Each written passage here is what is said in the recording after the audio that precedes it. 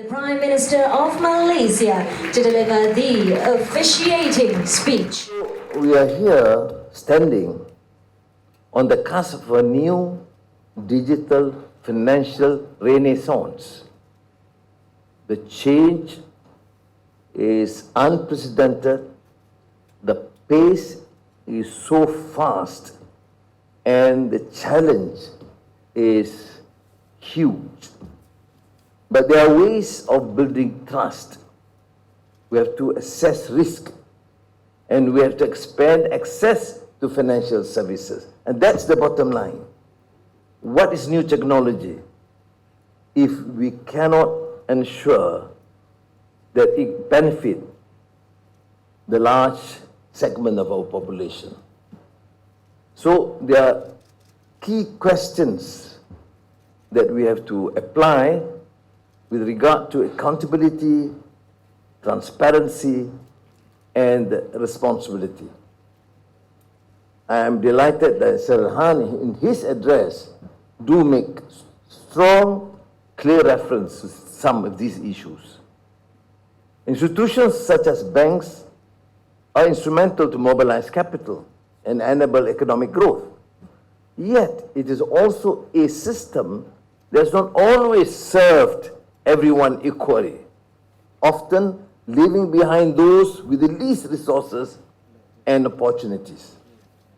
This is the legacy that we inherit in the global south, from China to India, Malaysia, Southeast Asia.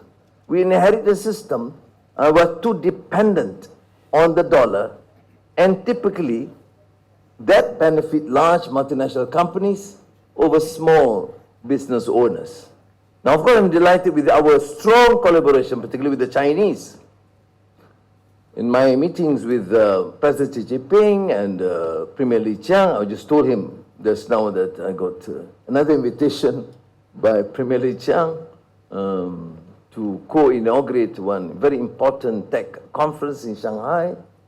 But this collaboration is not just between governments or diplomatic encounters, but it involves some very focused policies that ensure the benefit both countries and the welfare of our common person. For example, the not necessarily de-dollarization, dollar still is key in terms of financial transactions, but we have used the local denominated currencies, yuan and the ringgit, in many of our deals, from low 5% of the total trade to now 18% of the total trade between China and Malaysia. Why? Because the confidence and the equal commitment to ensure that these shift in emphasis and policies would benefit both economies and the people. So while the global economy has grown under this system, its interconnected nature also means that shocks on one part of the world can quickly spread across borders and affect millions elsewhere.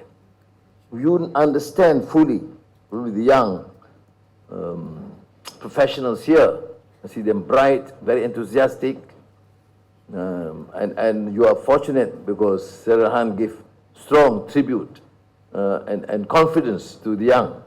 I would say yes, but we hope you should use and utilize this opportunity to try and excel in various disciplines, because you are the future. I'm of course very excited with the confidence given, because we, and particularly the young, must learn. We inherit the system. We know what the 2008 financial crisis is all about. Now, it began with mortgage lending in US banks, but reached international proportions to stagger global economic growth. We have nothing to do with it, but we have to bear the burden.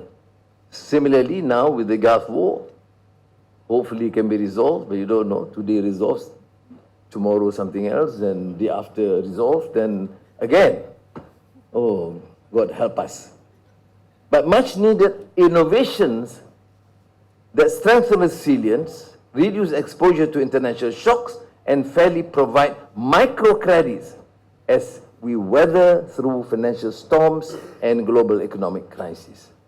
3, 2, 1.